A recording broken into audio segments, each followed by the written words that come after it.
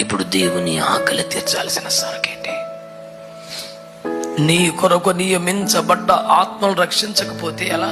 ఒక మాట చెప్పనా? కోయిటకు పనివారిని పంపమని తండ్రిని వేడుకోండి అన్నాడుగా. కోత విస్తారం ఉందన్నాడుగా. పనివారు రాకపోతే ఏమవుద్ది? కోత పంట నేలపాలైపోద్ది. ఒకటే మాట, నీ కొరకు నియమించబడ్డ ఆత్మలను నీవు రీచ్ అవ్వకపోతే ఆ పంట నేలపాలైతే నీవే లెక్క చెప్పాలి. ప్రిపేర్ అయిపోవాలి, నువ్వు సిద్ధపడిపోవాలి.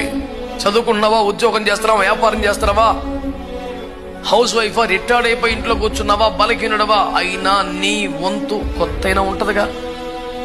ఆ ఆత్మలను ప్రభు దగ్గర తీసుకొస్తే ప్రభు అంటాడు, అదిగో అదిగో పంట, అదిగో పంట గోధుమ చేల మీద కూడా వస్తుందిరా చూడు.